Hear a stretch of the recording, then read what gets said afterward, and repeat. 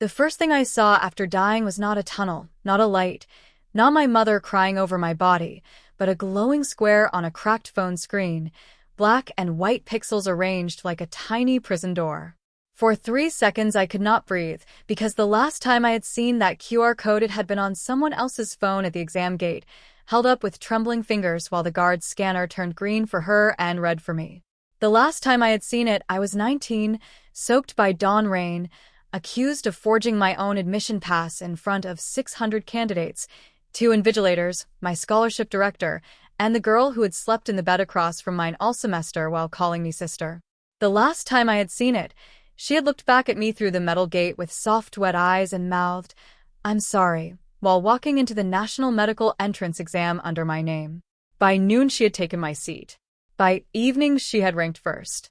By winter she had accepted the government-funded medical scholarship meant to save my family from debt, and I had become the cautionary story whispered in dorm corridors, the girl who tried to cheat at the gate and got blacklisted before the first paper was even handed out. By 24, I was working night shifts in a private clinic that paid me half my overtime, still appealing a disciplinary record. No one wanted to reopen. By 26, I died under the white ceiling of an emergency ward after a bus clipped me on a rainy road, and the last sound I heard was my mother telling the nurse she was supposed to be a doctor. Then the ceiling vanished.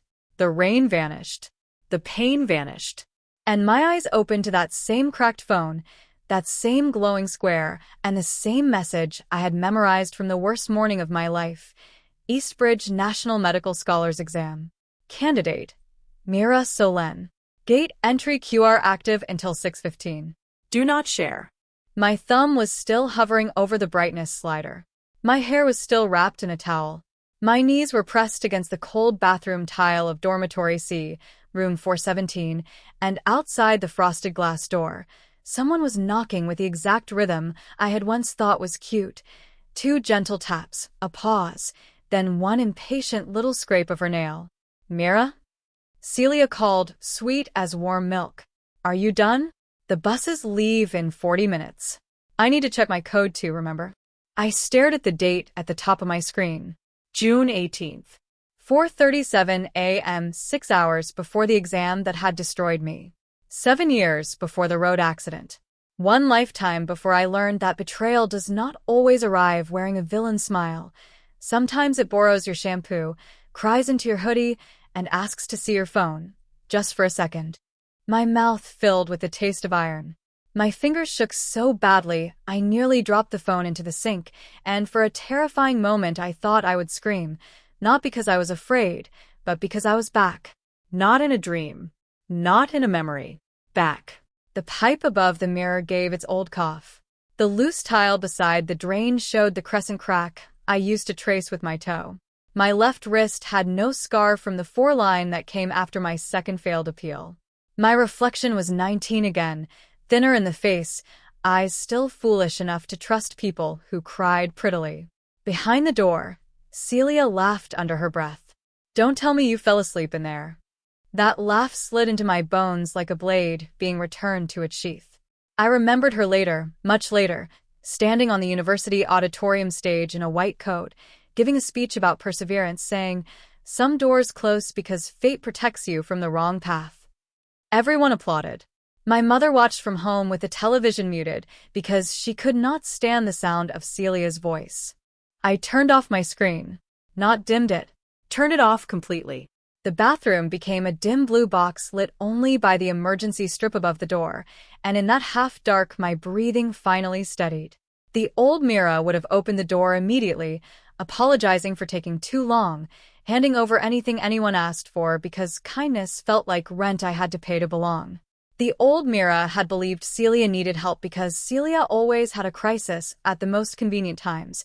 Her printer jammed before assignments, her calculator died before statistics quizzes, her bus card vanished before campus interviews, her anxiety spiked before oral presentations.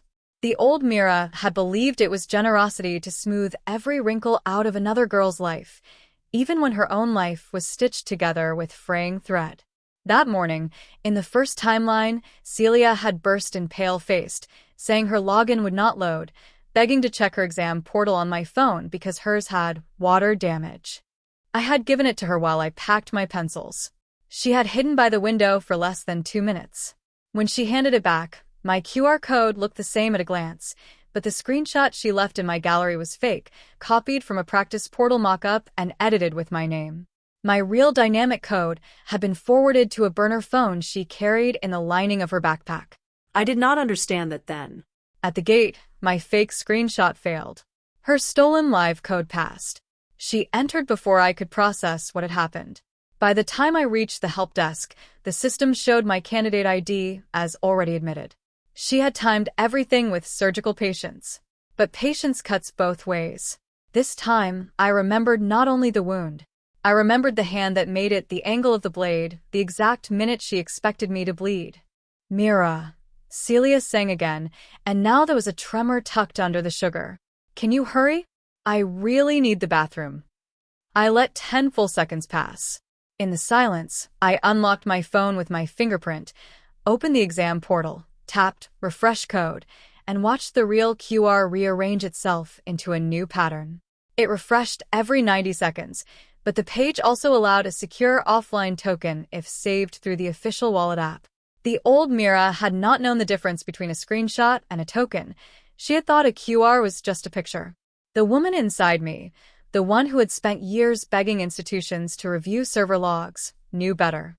I saved the token properly, backed it up to my old tablet, and then, very calmly, I took a screenshot of the real code and deleted it.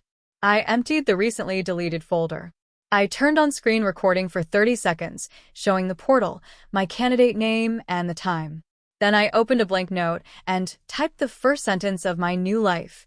"She will ask to borrow the phone before 4:50. I nearly laughed when my fingers moved so neatly, because revenge in novels always felt hot, dramatic, full of lightning and music. Mine felt cold. Mine felt like labeling evidence. I put the phone in airplane mode, turned off message previews, and slid it into the inner pocket of my jacket, the one with the broken zipper I had repaired with a safety pin. Then I opened a photo editor I had used years later while making flyers for the clinic, imported a mock exam QR template from the public candidate handbook, and built a beautiful fake. My name, my candidate number, the correct gate, the correct date, the wrong encrypted payload. Not a sloppy fake. Not something that would expose me for tampering. Just a useless practice code that would look convincing to a thief in a hurry. I saved it as exam_QR_final, PNG, placed it in my gallery, and set it as the only visible recent image. When I finally opened the bathroom door, Celia almost stumbled forward because she had been leaning close enough to listen. She wore her lucky cream cardigan over the navy school blazer, her hair braided down one shoulder with a silk ribbon she had borrowed from me 3 weeks ago and never returned. Her eyes darted first to my hands, then to my jacket pocket, then to my face. She was exactly as beautiful as I remembered, with that delicate wounded bird look teachers loved and classmates defended before hearing the accusation. In my first life, her beauty had been a fog machine.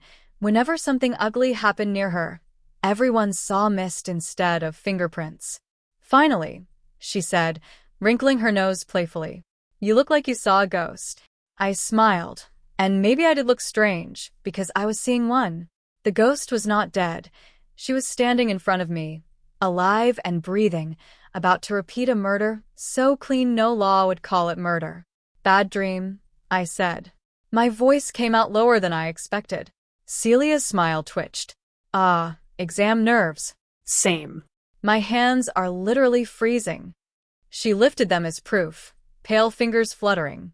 "Actually, my portal's being weird. Can I check my code on your phone while you get dressed?" "Just quickly." Mine keeps showing a blank screen. There it was. Not even 13 seconds after I opened the door. The first domino clicked into place so perfectly that my skin prickled. For a moment, I considered confronting her right there, grabbing her wrist, screaming that I knew everything. But knowledge is not proof. Anger is not a weapon unless sharpened. So I tilted my head, letting concern soften my mouth in the old shape she expected. "Your code isn't loading?" I asked. Again, her lashes lowered. "I know." "I'm Kirst. Please, Mira." "The buses are strict. I just need 1 minute." I could have said no. That would have been the cleanest survival, maybe even the wisest. Keep my phone, walk to the gate, take the exam, leave her with whatever plan she had to improvise. But Rebirth had not brought me back merely to dodge the knife. I had spent 7 years losing rooms to her lie. The exam room, the scholarship office, my mother's pride, my own reflection. If I only escaped, Celia would still become Celia somewhere else, with some other girl's code, some other borrowed phone, some other soft apology whispered through a closing gate. So I gave her the trap she expected to be a gift. I pulled the phone halfway out, paused, and said, "My battery's low. Don't open anything else." That tiny sentence did two things. It told her I was still trusting enough to hand it over, and it warned her I was alert enough to make her hurry. Thieves love a rushed victim because panic hides technique. They hate being rushed themselves because it exposes appetite. She smiled too quickly. Of course. I unlocked the phone with my fingerprint and placed it in her hand with the fake image already visible in the gallery. Her thumb tightened around the edge. "I'll just use it by the window," she said, stepping around me before I answered. The window. Of course. In the first life, I had thought she wanted better signal. Now I knew the angle shielded the screen from the mirror while giving her enough light to photograph it with the burner hidden in her sleeve. I turned toward my wardrobe and watched her reflection in the metal strip along the door. Celia did not open the browser. She did not attempt to log into her own portal. She zoomed in on the fake QR, took a photo with a second device palmed against her cardigan cuff, then tapped share. My phone buzzed once as she tried to send the image to herself through a hidden chat, but airplane mode killed the attempt. Her shoulder stiffened. She tried again. Nothing. Then she did something I had not seen in the first life because my back had been turned. She opened my quick settings, saw airplane mode, and smiled. That smile erased the last grain of doubt I might have carried. People who make innocent mistakes panic when something does not work. People who arrive with a plan adapt. Celia turned off airplane mode, waited for the signal bars to return, and sent the fake image to a number saved in the share menu as anti-laundry. I almost applauded. In the first timeline, investigators told me there was no proof my code had been stolen because I had voluntarily provided device access, and because the transfer logs were wiped before I complained. Now my screen recorder was running through an accessibility shortcut I had enabled before opening the door. Every tap, every toggle, every share confirmation, every contact name, all recorded. I pulled a blouse off its hanger and forced my fingers not to shake. Did it load? I asked. Celia swiped the notification away and turned, expression arranged into helpless disappointment. No. It's still being dumb. I just checked yours to see if the portal layout was working. Yours is fine, obviously. She gave back the phone. Lucky.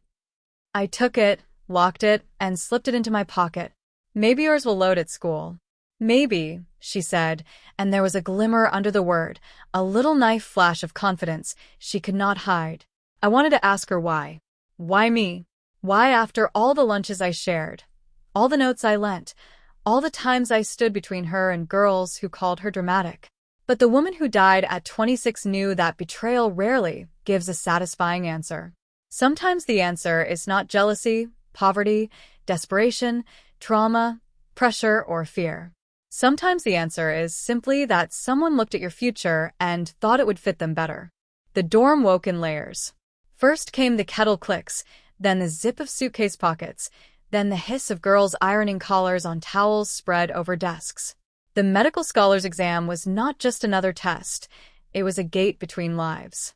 Pass high enough and the state paid tuition, housing, books, clinical placements, even a living stipend. Fail, and you still had options if your parents had money, but most of us did not. We had spent 2 years living like monks under fluorescent lights, memorizing organic reactions while other students went to festivals, drilling anatomy labels until the walls blurred. Dawn on exam day had a sacred terror to it. No one joked loudly. Even the rich girls whispered. I moved through the room with ordinary precision. Black trousers, white shirt, navy blazer, hair tied low, pencils in a clear case, ID card, admission card, water bottle without label. Celia hovered near her desk, pretending to search for lip balm while watching me. Her own clear case was too full. 2 pencils, eraser, ruler, admission card, tissue packet, and the slim silver burner phone she thought I could not see because she had wrapped it in a folded sanitary pad sleeve. In my first life, I would have looked away out of politeness. In this life, I noticed everything. Her official phone lay face up on the bed, dead or pretending to be dead. Her portal, if it existed there, would not matter. She had my fake now. She believed the key was hers. "Mira," she said as I checked my bag. "You're quiet, saving energy. You're not mad about the phone thing, are you?" I turned. Her eyes were wide, concerned, almost trembling. If anyone had walked in then, they would have seen a sweet, nervous girl worried she had offended her friend. They would not have seen the predator testing whether the fence was electrified. "Why would I be mad?" I asked. "We help each other." Celia's shoulders loosened, and the relief on her face was so real it nearly fascinated me. She was not relieved because I forgave her. She was relieved because I still sounded stupid. At 5:12, Dormitory C emptied into the courtyard, a stream of navy blazers and clear plastic bags moving under yellow security lights. The sky was not fully blue yet. Dawn crouched behind the library roof, staining the clouds violet, and a damp wind carried the smell of wet concrete and cheap coffee from the vending machines. Teachers stood by the buses with clipboards, checking names. I walked beside Celia because that was what I had done before. History wanted its old shape, and I needed Celia comfortable inside it. Around us, girls murmured formulas under their breath. Hardy Weinberg, Henderson Hasselbalch, cranial nerve mnemonics. Someone cried quietly near the fountain. Someone else vomited into a bin while her friend held her hair. The exam made everyone look guilty, even the innocent. Celia hooked her arm through mine. "No matter what happens, we stay friends, right?" she said. In the first life, I had squeezed her hand and promised. This time, I looked at her fingers wrapped around my sleeve. "No matter what happens," I said, "people show who they are." She laughed lightly. "That sounds ominous." "Bad dream," I said again. Our homeroom supervisor, Mrs. Adair, checked us onto bus 3. She was a tired woman with silver bangs and a voice flattened by years of teenage emergencies. In my first life, she had been one of the few adults who looked uncomfortable when I was dragged away from the gate. She had not saved me, but she had not smiled either, which counted for something in a world where neutrality often wears the mask of kindness. As I stepped onto the bus, I said, softly enough that only she could hear, "Ma'am, my portal was accessed strangely this morning. I have my valid token, but if anything happens at the gate, please ask security to check device logs before making a report." Her eyes sharpened. "What do you mean, access strangely?" I lowered my gaze like a frightened student. "I'm not sure yet. I don't want to accuse anyone before the exam." That was the match. Not the fire. Just enough sulfur in the air that when smoke appeared later, she would remember where it came from.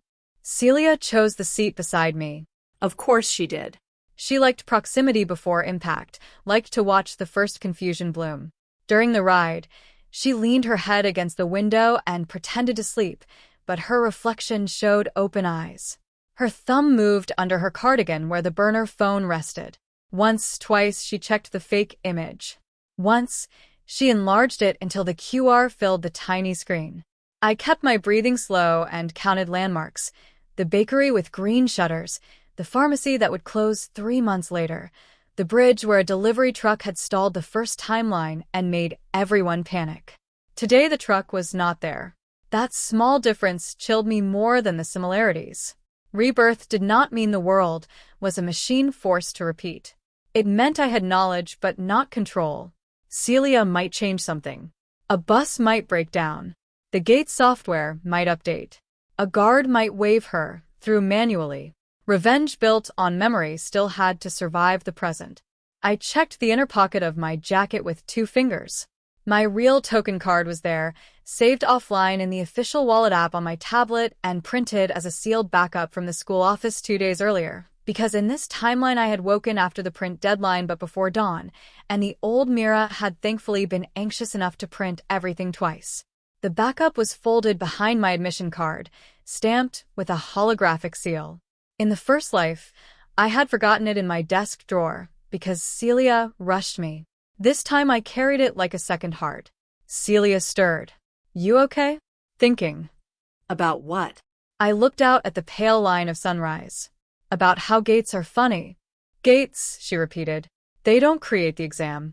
They just decide who gets to enter." She blinked, then smiled as if I had said something poetic and harmless. "You really do get philosophical when stressed." I smiled back. Only at dawn. The East Bridge Examination Center rose from the fog like a courthouse pretending to be a school. High brick walls, iron gates, security tents, banners snapping in the wind. Integrity, merit, future. In my first life, those words had become insults.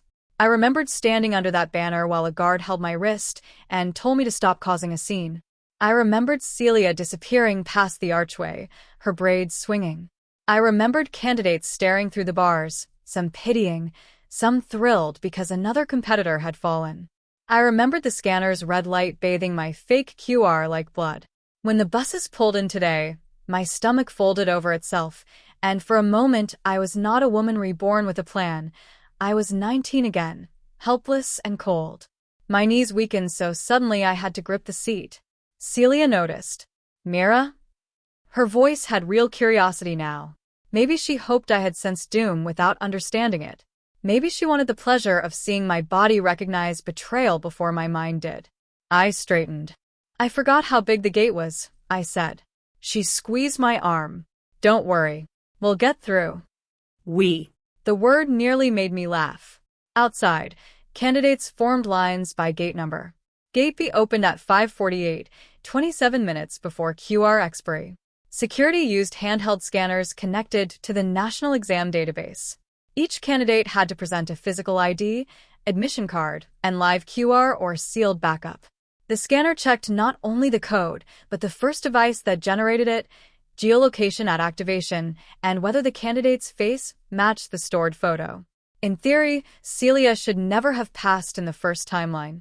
In practice, systems are only as honest as the people interpreting exceptions. Her stolen live code had matched my profile, and the guard had been overwhelmed. She wore a mask because of allergies, lowered her head, and entered during a crowd surge. By the time anyone realized two Miris existed, the gate logs favored the first one inside. This morning, she had a fake code. But I also knew she had something worse. Confidence. We stepped off the bus into the wet dawn. The cold air bit through my blazer. Mrs. Adair called for our group to remain together until Gate B opened fully. Celia immediately drifted half a step ahead, then slowed, forcing me either to pass her or stay at her shoulder. I stayed. Her right hand slid into her clear bag, brushed the tissue packet, withdrew empty. Nervous rehearsal. She wanted the burner ready, but hidden until the last moment. "My stomach hurts," she whispered. "Do you have gum?" "Gum isn't allowed." "Right." She laughed weakly. See? I'm a mess. We reached the outer canopy where a sign instructed candidates to prepare QR codes before reaching scanners. This was where it had happened.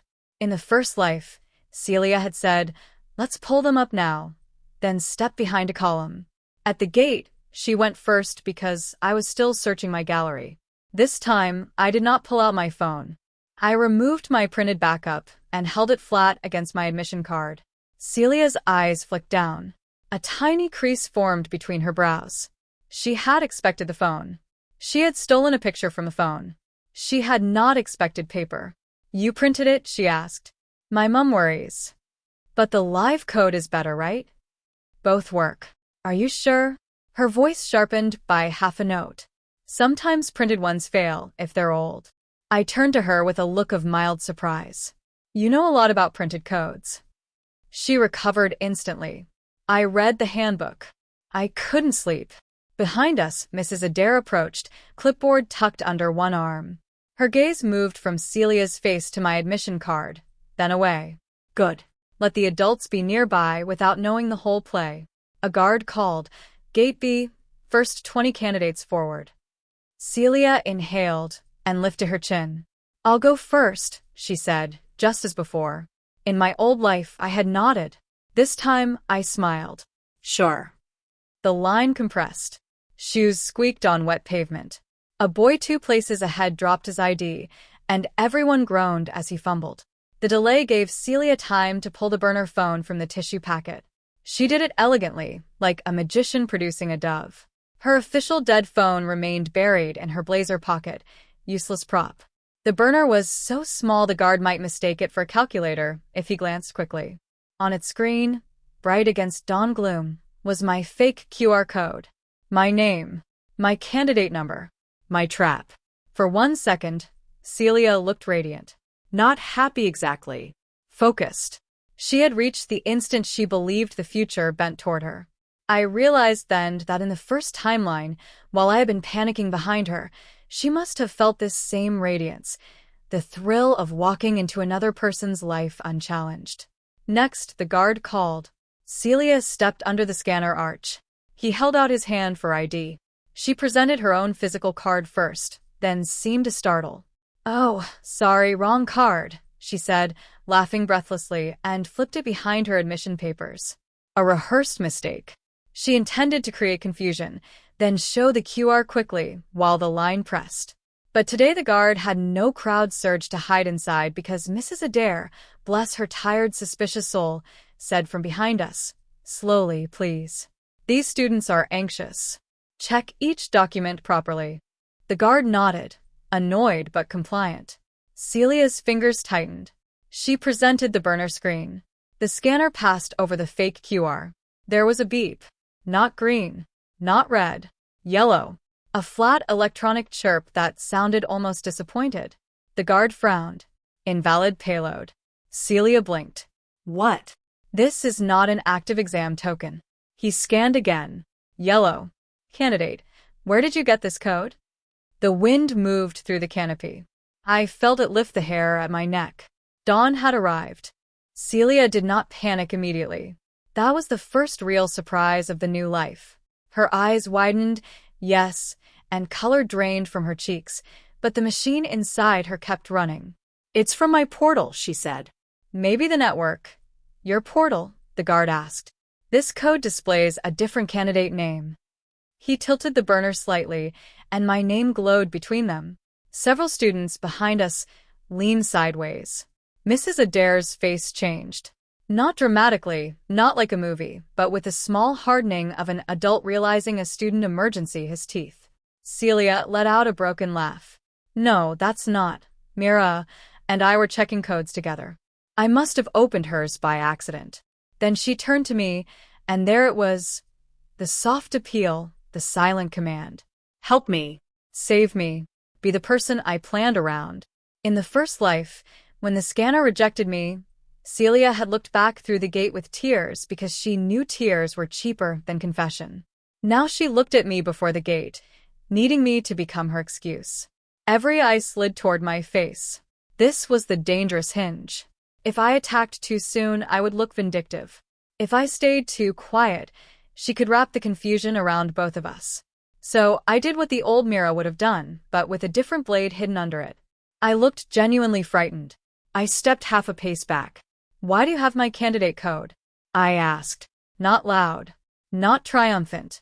Just clear enough for the scanner table to hear. Celia flinched as if slapped.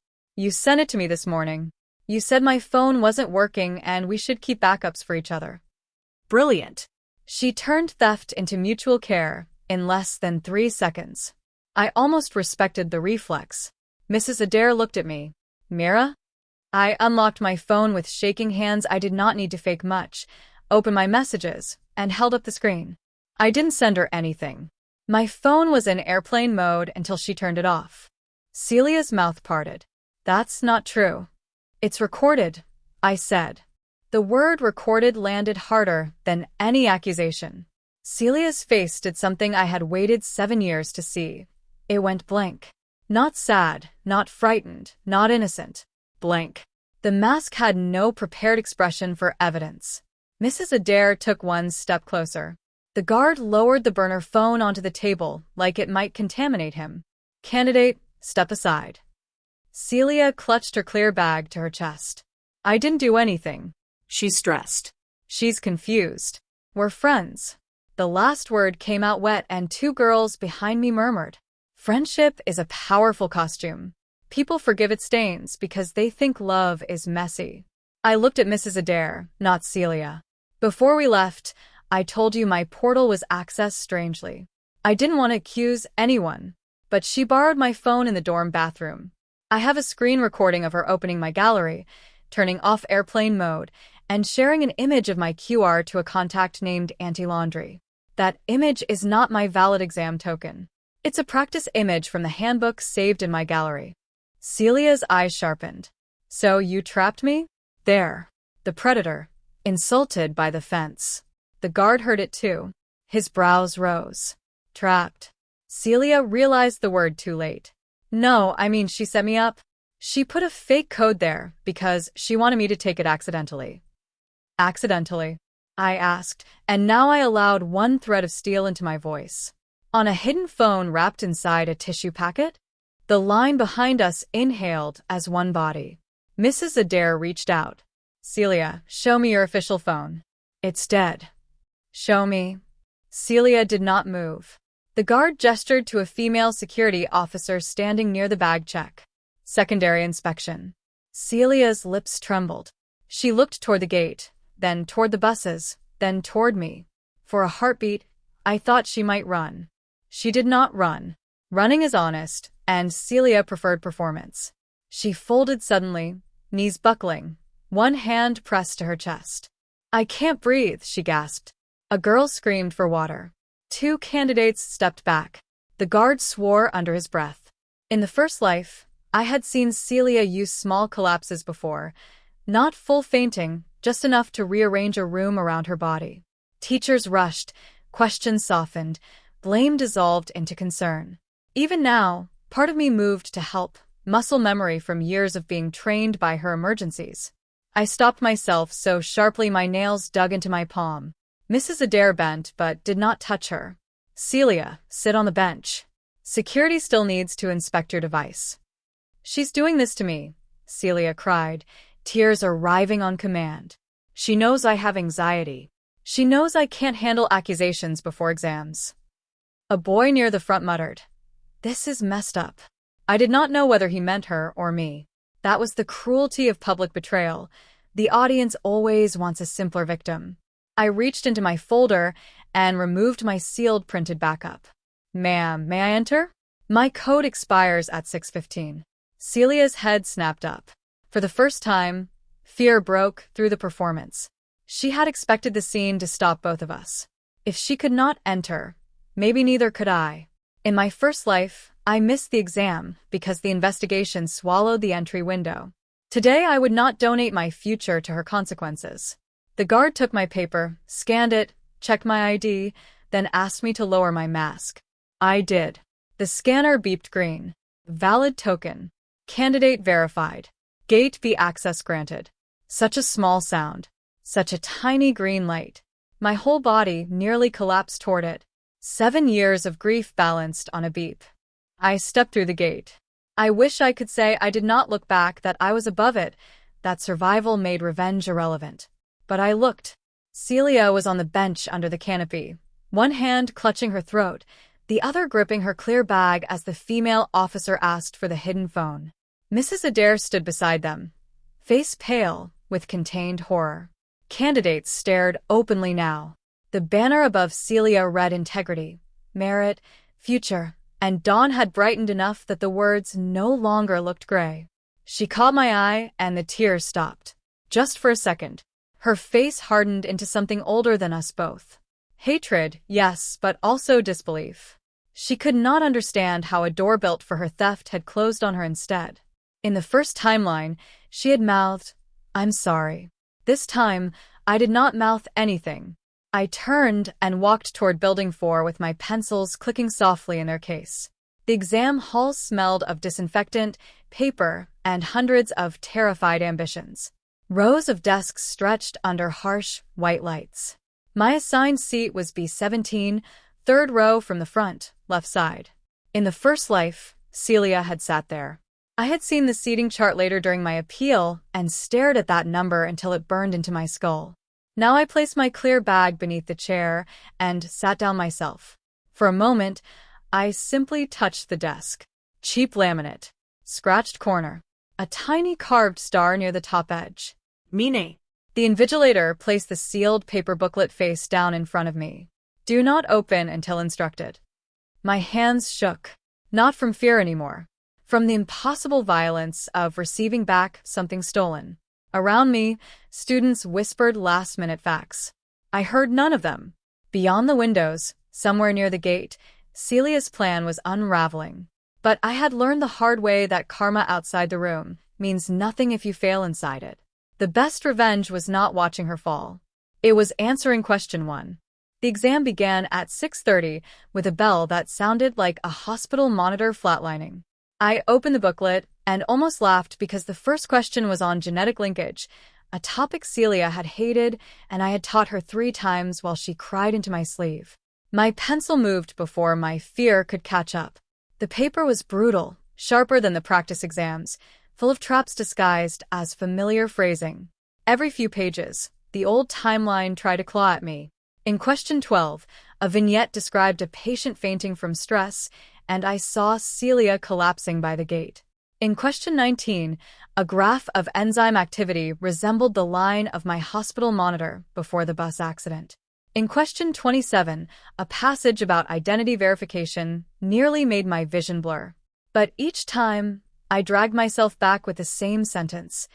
I am in the room. I am in the room. I am in the room. Memory gave me no answer key. That was another cruel mercy. I had never taken this exam before. She had taken it for me. My second life did not hand me scores. It handed me access. I still had to earn everything beyond the gate. That thought steadied me more than any miracle could have. When I did not know, I eliminated. When I panicked, I breathed. When my wrist cramped, I flexed it once under the desk and continued. At 8:10, during Section B, the hall doors opened quietly. A senior invigilator entered, walked to the front desk, and whispered to our room supervisor. No one was supposed to look up, but everyone felt the disturbance. The supervisor's eyes moved across the rows and stopped briefly on me. Not accusing, confirming. Then she wrote something on a clipboard and left. My pencil paused over an answer bubble. Celia had not been admitted. The realization did not feel like fireworks. It felt like a lock sliding into place. By the lunch break, rumors had already outrun the security report. Exam centers are designed to prevent cheating, not gossip. Students emerged into the courtyard pale and hungry, clutching wrap sandwiches, and the whispers gathered in clusters. Someone at Gate B had a copied QR. Someone tried to enter under another name. Someone had a burner phone. Someone fainted. Someone was arrested. Someone's best friend set her up. That last version arrived within 10 minutes because Scandal always searches for symmetry. I sat alone near the old statue of Dr. Elian Voss, founder of the Medical Scholars Program, and unwrapped the rice balls my mother had made. In the first life, she had packed the same lunch. I never ate it. Security kept me in a waiting room until the rice soured. Now the seaweed stuck to my fingers, and I cried silently while chewing because grief can attach itself to stupid, ordinary things. A shadow fell over my knees. Mrs. Adair stood there holding 2 paper cups of tea. She looked older than she had on the bus. May I sit? I nodded. She lowered herself beside me with a sigh. For a while, neither of us spoke. Then she said, "You did the right thing by telling me before the gate." I swallowed. "I should have told you more. You were trying to take an exam, not run an investigation." Her voice softened. Security found the device. "There are transfers from your phone this morning. They are checking whether the code she used was active or not." It wasn't. Mrs. Adair looked at me carefully. "You knew she would take it." The question under the statement was sharp. I looked at my lunch, at the careful triangle my mother had pressed with hands rough from laundry shifts. I knew she might. And the code she took was fake. It was a public practice image with my details typed over it. Not valid. Not connected to the portal. Mrs. Adair's cup steamed between her fingers. "Mira," That may become complicated. I lifted my eyes. More complicated than her entering with my real one? She did not answer. Adults love clean victims. A victim who anticipates harm makes them nervous because prevention looks too much like participation. Mrs. Adair finally said, "Be careful how you explain it. Say you protected your valid token. Say you suspected unauthorized access. Do not use the word trap." I almost smiled. She already did. I know. Her mouth tightened. That helps you more than she realizes. Across the courtyard, a group of girls stared at me and looked away when I turned. I recognized one of them, Leora, from the first timeline. She had written an anonymous forum post calling me tragic but suspicious, then later became Celia's lab partner. Now she whispered behind her hand, uncertain which story would make her look smarter by evening. I was too tired to hate her. The bell rang for Section C. Mrs. Adair stood. "Finish the exam. We'll handle what we can outside." We. Another dangerous word, but this time it did not sound like theft. I returned to Hall B17 with tea warming my hands and suspicion cooling my spine. Section C was a written analysis on ethical triage during public health emergencies. The irony was almost rude. I wrote about systems under pressure, about how protocols fail when individuals exploit compassion, about why documentation matters most when emotions run high. My hand moved faster and faster until the essay became less an answer than a confession disguised in academic language. I did not name Celia. I did not need to. When the final bell rang at 12:45, I placed my pencil down and felt an enormous emptiness open inside me. For years, I had believed that if I could only enter the exam room, I would feel whole. But stolen futures do not return all at once. They come back like circulation after frostbite. First numbness, then pain. Security asked me to report to Administrative Room 2 after the exam. In my first life, I had been dragged there before the paper began, shaking and pleading. This time I walked in after submitting all sections, carrying my own bag, with Mrs. Adair beside me and a score sheet receipt in my pocket. The room had the same beige walls, same metal table, same buzzing fluorescent light. I hated it immediately. Celia sat opposite two exam officers, her braid undone, ribbon missing, eyes swollen but dry. Her mother was on speakerphone, voice slicing through the room. "My daughter is a top student. She would never steal from anyone. This Mira girl has always been jealous of her ranking." I almost laughed because in the first life, Celia's mother had said the same thing to a reporter, except then she called me unstable. Some scripts run in families. An officer named Mr. Wren introduced himself and asked for my statement. I gave it cleanly. Bathroom, borrowed phone, airplane mode, screen recording, unauthorized share, fake non-active image, printed backup, gate scan. I did not mention death, rebirth, years of appeals, or the version of Celia who had stood in my stolen white coat. Evidence only. When I handed over my phone, Celia leaned forward. She edited that recording. Mr. Wren looked at her. "You have not viewed it. I know her." "Apparently not well enough," he said, and the sentence surprised the room into silence. The recording played on the officer's laptop. There was my gallery. Celia's thumb. Airplane mode toggled off. Share menu opened. Anti-laundry. Send. Celia's face reflected faintly on the screen, focused and calm. Not anxious. Not confused. Not accidentally holding someone else's future. The silence after the video ended was different from the silence before. It had weight. Celia cried then, but badly. The timing was off. Real fear had entered her body and disrupted the choreography. "I only wanted a backup," she said. "Mira said we should help each other. I thought it was okay." Mr. Wren folded his hands. "Why was it sent to a phone registered under a prepaid account purchased yesterday?" Celia's mouth opened. Closed. Her mother's speakerphone crackled. "She is a child under exam pressure. She is a candidate in possession of another candidate's identification token on an unauthorized device at a secure gate," Mr. Wren said. "Pressure is noted. It is not an explanation." Celia turned to me. The hatred was gone now, replaced by something more dangerous. Desperation seeking a door. Mira, tell them. Tell them we share things all the time. Tell them I didn't mean to hurt you.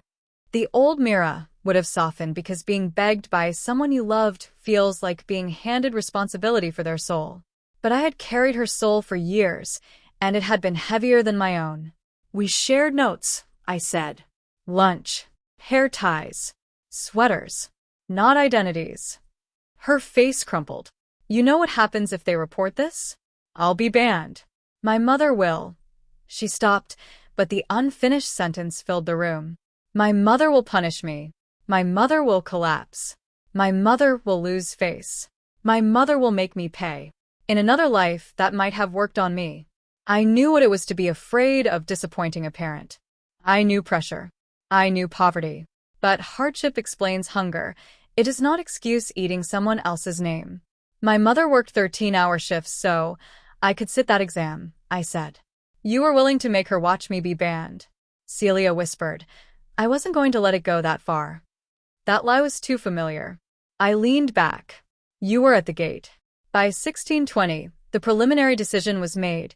Celia's exam entry was suspended pending investigation, her devices seized, her candidate status frozen, and her case referred to the National Academic Integrity Board. I was allowed to leave, but warned not to post publicly or discuss evidence with other candidates. As if I had the energy to perform online outrage. The bus ride back was quieter than the morning, but not because students were tired. They were listening to my silence. Celia did not ride with us. Her mother had arrived in a black sedan and taken her through the side exit with a scarf over her face, which only made the gossip worse. Mrs. Adair sat near the front, occasionally glancing back as if I might evaporate. I watched the city slide by in late afternoon heat, feeling both lighter and strangely homeless. The future I remembered had been terrible, but it was known. This new one spread ahead unmarked. I did not know my score. I did not know whether the board would punish Celia fully or quietly bury the scandal to protect the exam's reputation. I did not know whether people would believe me or decide I was clever enough to be guilty. Rebirth had given me a second chance, not a guarantee. When we reached campus, students poured out around me, sneaking glances. Leora approached first, holding her bag strap with both hands. Mira, she said, I'm sorry. I heard she had your code. That's insane. Her eyes searched mine for permission to stand near the winning side. I gave her nothing. The investigation isn't finished. Right. Of course. I just mean if you need anyone to say you seemed normal this morning, I don't. She flushed and stepped back. I walked to dormitory C alone. Our room door was sealed with a temporary security strip. Celia's name was still on the paper schedule taped beside it, next to mine, like the room had not yet learned to separate us. The resident supervisor gave me a temporary key to an empty guest room on the second floor. Just for tonight, she said, unable to meet my eyes. Until the administration decides. The room smelled of dust and lavender disinfectant. One bed, one desk, one wardrobe, no memories. I sat on the mattress and finally called my mother. In the first timeline, that call had been the moment my life split open. I had sobbed so hard, she could not understand me.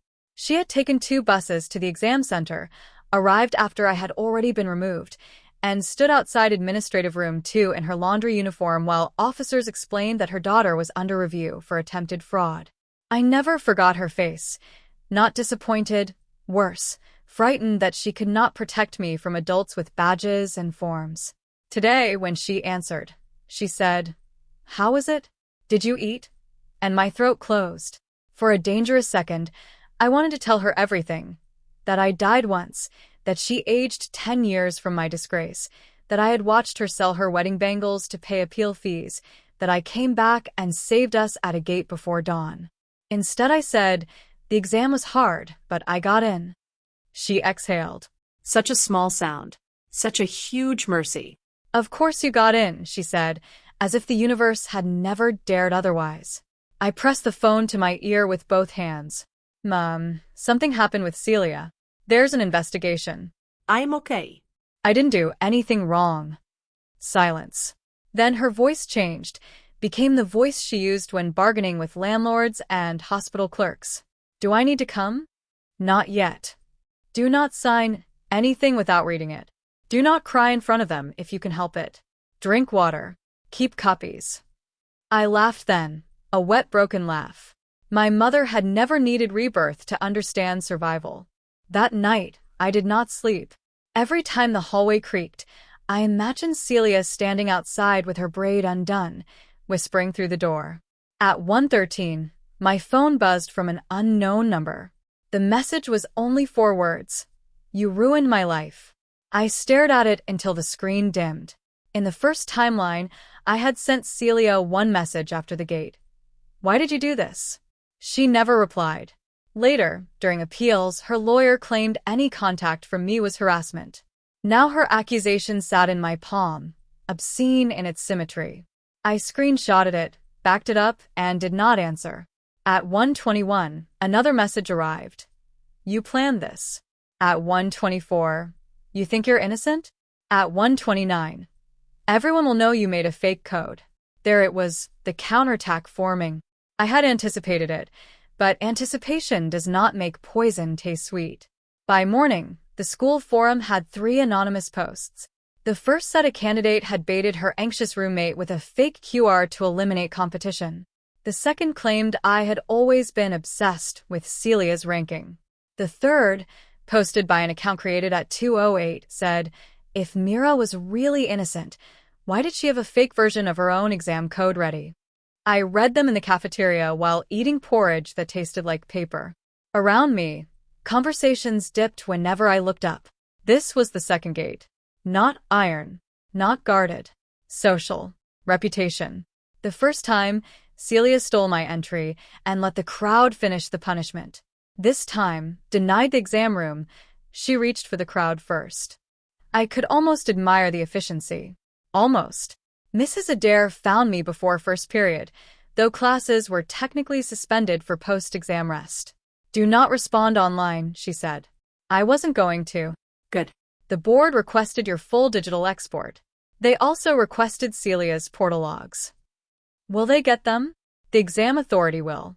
Whether they share the conclusion publicly is another matter. I stirred my porridge. Then she'll keep poisoning everyone quietly. Mrs. Adair's expression was tired. Probably. That was when I understood that beating Celia at the gate was only the opening scene.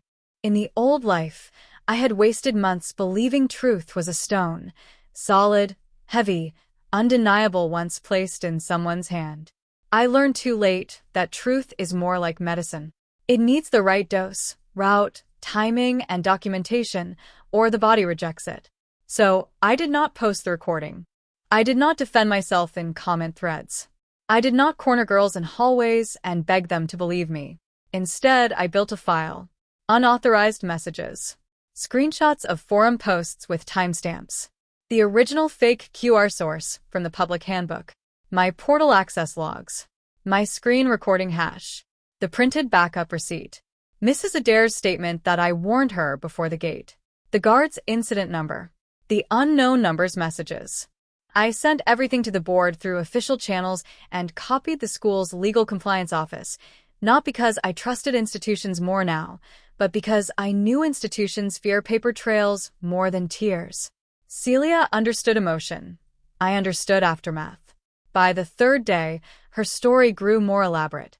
She told girls she had borrowed my phone with permission because I suggested backup sharing after she had a panic attack. She said I created the fake QR to frame her because I resented her higher mock exam scores. She said the burner phone belonged to her cousin, and she used it only because her mother tracked her official phone too strictly. Each explanation solved one problem by creating 2 more. The old Mira would have chased each lie like a dog after thrown sticks. The new Mira wrote them down. On the 4th day, Leora slid into the library seat across from me and placed her own phone on the table. I know you don't want help, she said quickly. But Celia asked me 2 weeks ago if exam QR codes could be transferred between devices. I thought she was being paranoid. I still have the messages. She pushed the phone forward. My hand froze over my notebook. There it was, Celia, using laughing emojis, asking whether a friend's code would work from another phone if the friend got sick. Leora's face was pale. I didn't know. I believed her, which surprised me. Cowards are not always villains. Sometimes they are witnesses waiting for the winning side to become safe. Leora's messages changed the investigation from a gate incident into premeditation. Once one witness came forward, others followed, not out of courage at first, but relief. A boy from the printer room remembered Celia asking whether holographic backups could be duplicated. A dorm mate from floor 3 remembered seeing her with 2 phones despite her claiming one was dead.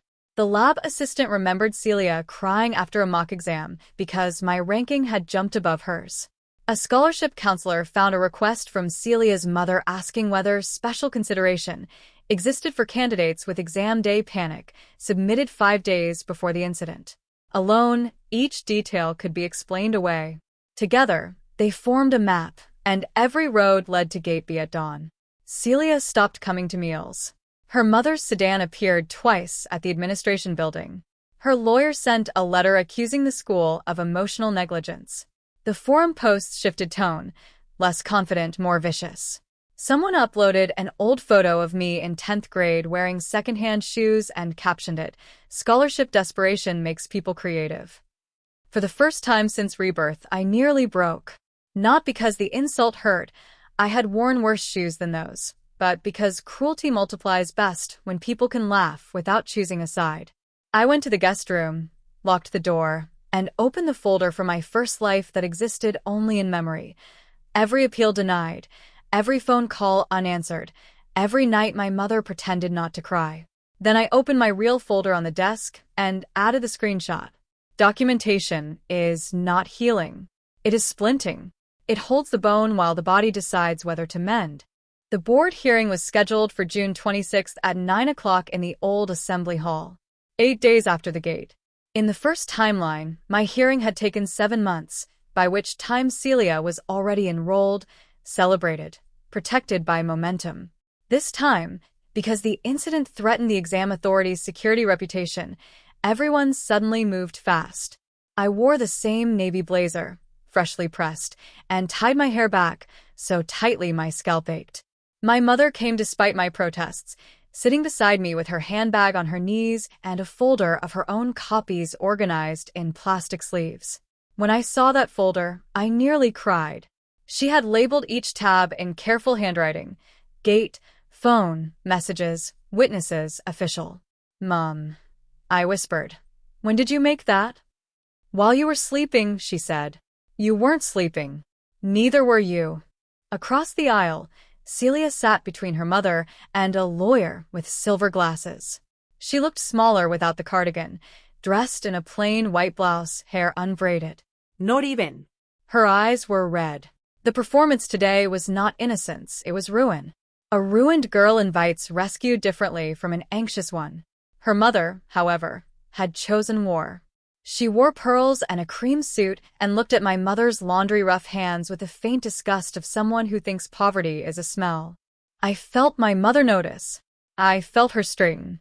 If Celia had stolen only from me, perhaps part of me might still have trembled. But she had tried to make my mother bow. That was unforgivable in any lifetime. The hearing began with formal language: candidate integrity, unauthorized device, disputed intent, evidentiary review. Mr. Runn presented the timeline. At 4:43, my phone was unlocked. At 4:45, gallery accessed. At 4:46, airplane mode disabled. At 4:47, image shared to prepaid number.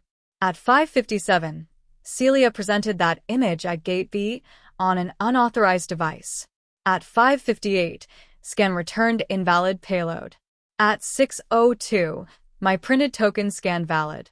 Celia's lawyer leaned on ambiguity. Teenage girls share devices constantly. My client was under extreme stress. The image was visible in Ms. Solen's gallery, suggesting availability. There is no evidence my client knew the image was invalid. The board chair, Dr. Vey, looked over her glasses. Why did your client present Ms. Solen's candidate name at the gate? Confusion. Why on a concealed prepaid phone? Privacy from an overbearing parent. Celia's mother stiffened. Why did she first present her own ID and then withdraw it? Panic. Why did she ask another student 2 weeks earlier about transferring exam QR codes between devices? The lawyer's jaw paused. General anxiety. Dr. Vey made a note. Anxiety seems to have done a great deal of planning. My mother's hand found mine under the table. She did not squeeze. She just touched. Then Celia asked to speak. Her lawyer hesitated, but she leaned toward the microphone with tears already gathering. I made mistakes, she said. I was scared. Mira is brilliant. Everyone knows that. I felt like I was disappearing beside her. My mother kept saying this exam was our only chance. I didn't want to steal. I just wanted to make sure I had a way in if my portal failed. Then everything happened so fast. It was the closest she had come to truth, and somehow that made it uglier. A partial confession is a mirror angled to flatter the wound. Dr. Vey asked me only one question after reviewing my statement. Ms. Solen, why did you create a fake image containing your candidate details? The room tightened. This was the question Celia's side had been waiting for. I stood because my legs wanted to shake and standing made them obey. Because I suspected someone would try to access my exam token, I said. The handbook warned us not to share codes, but it did not explain what to do if someone pressured us for device access inside the dorm before the exam. I could have refused, but I was afraid refusal would alert the person and lead to another attempt I couldn't document.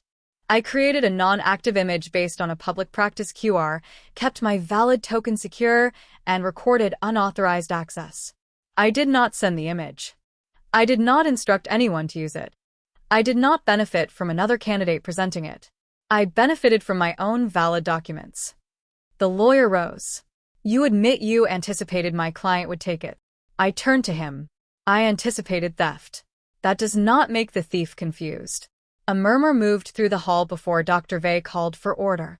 The lawyer's mouth tightened. You are very composed for someone claiming victimhood. My mother's chair scraped, but I touched her wrist. I had heard worse from better-paid men in my old life. I looked at the board, not him. In my experience, I said carefully, people believe crying girls faster than prepared girls. I decided to be prepared. Silence. Not empty this time. Full. Dr. Vey's pen stopped moving. Mrs. Adair, seated in the witness row, lowered her eyes, and I realized she was trying not to cry. Celia stared at the table. For one moment, I saw not a villain, but a girl cornered by the collapse of her own story. Then I remembered the gate, the stolen years, the white coat speech. Compassion rose in me like an old reflex. I let it pass without feeding it. The decision came that afternoon. Celia was disqualified from the current exam cycle, barred from all national scholarship examinations for 5 years, referred to her school for disciplinary action, and required to complete an academic integrity review before applying to any partner institution. The board also cleared my candidate status, sealed the incident from my score record, and issued a written confirmation that I had entered with valid credentials. It was not a public execution. There were no police dragging her away, no dramatic confession shouted in the hall, no crowd chanting my name. Real consequences often arrive as PDFs. Celia's mother screamed anyway. She screamed that the board was protecting a poor girl for publicity, that my mother had manipulated sympathy, that Celia's future was being destroyed over a misunderstanding. My mother stood very still while the pearls shook. Then she said one sentence calm enough to frighten me. Your daughter tried to wear my daughter's name before sunrise. Celia's mother slapped her. Not hard enough to injure. Hard enough to humiliate. The room froze. Celia made a small sound, like a child waking from a nightmare she had built herself. Security stepped between them. Her mother lowered her hand, suddenly aware of witnesses. I felt no joy. That surprised me. I had imagined revenge would taste like sweetness after starvation. Instead, watching Celia hold her cheek, I tasted ash. Not because she did not deserve punishment, but because punishment revealed how many hands had shaped the weapon she became. Her mother's ambition. The school's ranking obsession. Teachers praising results over character. My own trained silence. None of that excused her. But it made the victory heavier. Celia looked at me once as she was let out. Not pleading now. Not hating. Empty. I wondered whether this was how I had looked in the first timeline when they took my badge away. My score arrived on July 12th at 7 o'clock. I know because I watched the clock from 6:31, refreshing the portal with the same finger that had once trembled over the QR. My mother sat beside me pretending to peel oranges while actually shredding the pith into nervous little moons. When the page loaded, I did not read the number correctly at first. Rank 7 nationally. Scholarship awarded. Medical Scholars Program. Full funding confirmed pending enrollment documents. My mother stared. I stared. Then she made a sound I had never heard from her before, half laugh, half sob, and grabbed my face with both hands. Doctor, she said. Not future doctor. Not maybe. Not if all goes well. Just doctor, as if she could pull the title down from the sky and place it on my head by force. I cried so hard the portal blurred. In the first timeline, rank 1 nationally had belonged to Celia using my seat, though the knowledge she gained after entering was her own. That detail had tortured me for years. If she scored first, did that mean she deserved more? Did stealing the gate matter if she could survive the room? Now rank 7 answered differently. The exam was not destiny. It was an opportunity. She had stolen mine because she feared earning hers. I earned mine because I finally protected the gate. The school announced scholarship recipients 2 days later. My name appeared without scandal, but the forum found ways to whisper around it. Some said I was cold. Some said I was clever in a dangerous way. Some said Celia had been punished too harshly. But other messages came privately. Girls admitting they had been pressured to share logins. Boys saying they had hidden panic because Celia's collapse made anxiety look like manipulation. Juniors asking how to secure their exam portals. Pain, redirected properly, becomes infrastructure. I began answering them one by one. Medical school did not heal me quickly. I wish it had. I wish walking into anatomy lab in a white coat erased the administrative room, the forum posts, the 7 stolen years, only I remembered. Instead, trauma followed me into lecture halls and sat quietly beside my laptop. Whenever someone asked to borrow my phone, my pulse spiked. Whenever a scanner beeped red at the library entrance, my hands went cold. Whenever a classmate cried before a test, suspicion rose before sympathy, and I hated Celia for that too.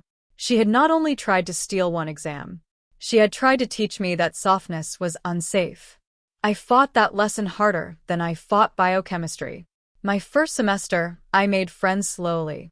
Not by sharing everything, not by becoming the old, generous Mira who mistook boundaries for cruelty, but by learning a better generosity. I shared notes through class folders with timestamps. I helped juniors register for exams without touching their devices. I lent sweaters but not passwords. When a roommate forgot her ID before a lab practical, I walked with her to administration instead of handing over mine. Kindness with structure. Trust with doors. It sounds simple unless you have lived as a house with no locks. Mrs. Adair sent me one email at the end of that semester. I hope you are well. The school has updated pre-exam device guidance because of your report. Students are now instructed to generate offline tokens privately and report any access pressure. You changed something. I printed the email and placed it in a drawer under my scholarship letter. Not because I needed proof for anyone else.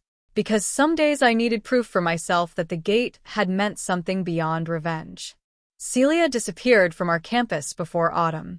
Officially, she transferred to a private college outside the city. Unofficially, stories bred in her absence. Some said her mother sent her abroad. Some said she was suing the exam board. Some said she had a breakdown and shaved her head. I did not chase the truth. In the first life, I had followed every mention of her like a starving person smelling bread. Her awards, her interviews, her white coat ceremony, her residency match. I had let her life remain the center of mine because she carried the version of me I lost. In this life, I refused to build an altar from her consequences. Then, in my second year, I saw her again at a public hospital volunteer orientation. Not as a medical student, as an administrative assistant for a community health program, wearing a gray badge with her name printed correctly, Celia Marr. No stolen surname, no borrowed candidate number, no white coat. She was thinner. Her hair was cut to her chin. When she saw me across the registration desk, the pen slipped from her hand. For a moment, the room vanished, and we were back at Gate B under wet dawn. I could have ignored her. I could have reported discomfort. I could have said something sharp enough to reopen both scars. Instead, I signed the volunteer sheet and waited. Her fingers shook as she checked my ID. The scanner beeped green. The sound passed between us like a private language. "You're assigned to Ward 3, she said, voice barely above a whisper. "Thank you," I answered. Then she looked up, and there was something in her eyes I had not expected. Not forgiveness, not apology, but recognition. She knew now, maybe not everything, but enough. She knew what a name weighed. She knew a gate could close for years. She knew consequences were not a single dramatic fall, but 1,000 ordinary rooms where people remembered. I walked away before she could speak. 3 weeks later, a letter appeared in my university mailbox. No return address, but I knew the handwriting from years of shared flashcards. I almost threw it away. Then I took it to the courtyard, sat under a jacaranda tree, and opened it with the edge of my student card. "Mira," it began, "I don't know if I have the right to write to you. I have started this letter many times and hated every version because every apology sounds like a request for relief. I am not asking you to forgive me. I am not asking you to reply. I did try to take your place. I told myself I was only borrowing a chance, that I would fix it later somehow, that you were stronger and would survive anything. That was a lie. I wanted what you had because I thought wanting it badly enough made it mine. My mother helped me believe that losing was a kind of death. I made you the person who had to die instead." I read the rest without moving. She admitted the planning, the second phone, the questions to Leora, the intention to use my real code if she could get it, and if not, to create confusion long enough to challenge the system. She admitted that when the fake failed, her first instinct had been to ruin my reputation because if I was drowning, I wanted your head under the water too. The sentence was so honest, I had to close my eyes. At the end she wrote, "The board punishment was deserved. Your fake code did not ruin my life. My choice did. I hope you become the doctor you were always supposed to be." I folded the letter carefully. My hands were steady. Forgiveness did not arrive like music. It did not arrive at all, not fully. But something unclenched. Not for her. For me. In the first life, I had begged for a confession and never received it. In this life, I received one and understood that it could not return a single lost year because those years no longer existed here. Only I carried them. Only I could decide how long to keep carrying them like evidence after the verdict. I did not reply to Celia. Silence, for once, was not weakness. It was a boundary. I placed her letter in the same drawer as Mrs. Adair's email, not beside my scholarship letter, but under it, where it belonged. Then I went back to studying renal physiology, because the kidney does not care about your trauma and will absolutely punish you on exams if you neglect countercurrent multiplication. Life became strangely ordinary after that, which may be the most underrated miracle. I failed my first anatomy spot test by 2 marks and did not collapse. I passed histology with distinction. I learned to take blood without apologizing to the vein. I bought my mother a washing machine that did not shriek during the spin cycle. I made 2 real friends, Anika and Jules, who learned quickly that I would share soup, summaries, and rides, but not login codes. They teased me gently and never pushed. On the anniversary of Gate B, I woke before dawn without meaning to. For a moment, the old panic filled the room. I saw the bathroom tile, the cracked phone, Celia's nail scraping the door. Then my current room settled around me. Medical textbooks, half-dead plant, clean white coat hanging on the wardrobe. I got dressed and walked to the campus gate as the sky paled. There was a scanner there too for student entry. I held up my card. Green beep. I stood under the archway breathing cold air, and I realized I no longer wanted to watch anyone fail at a gate. I wanted gates to work. I wanted thieves stopped, yes, but I also wanted frightened girls taught that another person's future is not an emergency exit. That morning, I emailed the student council a proposal for an exam integrity workshop focused on secure tokens, coercion, and peer pressure. The subject line was simple: before the gate. The workshop filled 2 lecture halls by midterms. At first, students came for gossip. I could feel in the room. They wanted the QR girl, the fake code girl, the one who took down her roommate at dawn. They wanted me to perform pain into entertainment. I refused. I stood at the podium, clicked to the first slide, and did not show Celia's face, the recording, or the forum posts. Instead, I showed a blank gate with 3 words: access is identity. Then I talked about practical things. Never share live codes, use official wallet tokens, print sealed backups, report pressure early, document without escalating publicly, protect yourself without framing others, and understand that consent given under manipulation is not real consent.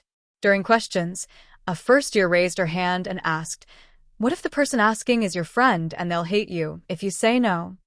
The room went quiet. In that way rooms do, when one person's question has many owners. I looked at her and saw the old Miro in the bathroom, towel around wet hair, desperate not to be difficult. "Then say no kindly," I said. "And if kindness is not enough for them, the friendship was already asking you to disappear." I did not know until after the session that Mrs. Adair had attended. She waited near the door, older now, holding the printed program. "You made it bigger than what happened," she said. "I'm trying. That's all any of us do." She smiled. For what it's worth, I should have checked more carefully that morning. I knew she meant the morning that only existed in my memory, and the one that did. I spared us both the impossible details. "You checked enough," I said. This time. Years later, when I stood in a surgical theater for the first time, scrubbed to the elbows and terrified of contaminating the sterile field, the attending surgeon asked the intern beside me to scan a medication code. The scanner failed red. Everyone paused. The intern flushed, stammering that it should work. The surgeon said, "Don't force a red scan. Verify." Such a simple rule. Verify. Not assume. Not rush. Not let pressure turn a warning into an inconvenience. I thought of gate B so sharply that the operating lights blurred. The intern fetched the correct vial. The scanner beeped green. Surgery continued. No one knew why my eyes were wet behind my mask. Medicine, I learned, is full of gates. Consent forms, identity bands, lab labels, drug barcodes, operating lists, transplant matches. A wrong scan can steal more than an exam. It can steal a life. Maybe that was why I became obsessive about verification. Maybe trauma, disciplined, can become competence. Maybe every wound asks eventually whether it will remain a wound or become a skill. I do not romanticize what Celia did. I do not thank betrayal for teaching me. Pain is not a professor, it is a fire. You learn because you refuse to burn for nothing. When junior students complained that I checked names too carefully during clinic, I told them, the patient has one identity. Respect it. They laughed until the day one of them caught a mislabeled sample because of the habit. Afterward, she said, "Dr. Solen, you act like every code matters." I looked at the green confirmation on the screen and thought of a dawn gate, a hidden phone, a fake square of pixels glowing in a thief's hand. Every code is attached to a person, I said. So yes. I sometimes wonder what would have happened if I had simply refused Celia in the bathroom. Maybe she would have failed honestly. Maybe she would have stolen from someone else. Maybe she would have cried, recovered, taken the exam as herself, and become a doctor without ever learning the border between ambition and theft. I cannot know. Rebirth gives you memory, not omniscience. It gives you one narrow bridge over a river you drowned in once, and you cross as carefully as you can. People ask, when they hear softened versions of the story, whether I regret creating the fake code. The answer is no. I regret that I lived in a world where a girl had to become evidence to be believed.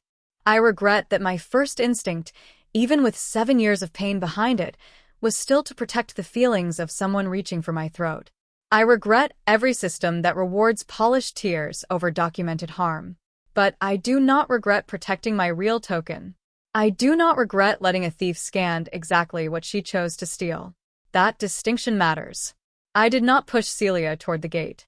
I did not place the burner in her hand. I did not tell her to present my name. I built a locked door beside an open trap and watched which one she tried. By dawn, she chose. By dawn, the scanner told the truth. By dawn, I walked through under my own name. The last time I saw Celia was not dramatic. No rain, no courtroom, no gate. I was 28 in this life, older than I had been when I died in the other, finishing a surgical rotation at a community hospital. She was in the outpatient lobby with a little girl who looked about 6, maybe a niece, maybe a patient's daughter, maybe her own child. I never found out. The girl was crying because the check-in kiosk would not scan the appointment code from Celia's phone. I stopped several steps away, unseen behind a pillar, and watched Celia crouch to the child's height. "It's okay," she said softly. "We don't use someone else's code. We ask the desk to help." The sentence moved through me like a hand opening. Celia stood, took the child to reception, and waited while the clerk verified the appointment manually. No shortcuts. No borrowed name. No panic. When she turned, she saw me. For 1 second, the years folded. Then she nodded. Not enough for forgiveness. Enough for acknowledgement. I nodded back and continued toward the surgical ward. Some people want revenge to end with the villain destroyed forever, but real life is less tidy and more demanding. Sometimes the villain lives, changes a little, suffers, works, fails, becomes ordinary. Sometimes you do not get to know whether the change is deep or temporary. Sometimes the only ending you own is your own direction of travel. Mine was forward. Past the lobby. Past the scanner. Past the girl learning, perhaps earlier than we had, that identity is not a toy. Now, whenever dawn comes before a major exam, surgery, or decision, I wake before my alarm. My body remembers the hour of theft. But memory no longer owns the morning. I make tea. I check my documents. I message my mother a sun emoji because after the scholarship results, she decided every important day deserved one. She sends back 3, excessive as always. Then I stand before the mirror and look at the woman there, not the ruined girl from the first timeline, not the cold strategist from the bathroom, not the scholarship candidate gripping a printed token like a weapon, but someone built from all of them. I used to think rebirth meant erasing the old life. It does not. It means carrying the old life into a room where it cannot kill you the same way twice. Celia once believed my future was transferable, a code she could copy if she caught me tired enough. She was wrong. A QR code can be photographed. A gate can be rushed. A crowd can be fooled for a while. But a life is not a screenshot. A name is not a costume. A dream is not yours because you are desperate enough to steal it before sunrise. That morning, at Gate B, she scanned the fake one and watched the machine refuse her. I scanned the real one and entered shaking, furious, alive. The world did not clap. The sky did not split open. No angel announced justice. There was only a green light, a guard stepping aside, and my own feet carrying me forward. Sometimes that is what victory looks like. Not revenge burning behind you, but a door opening in front of you. And this time, finally, your name works.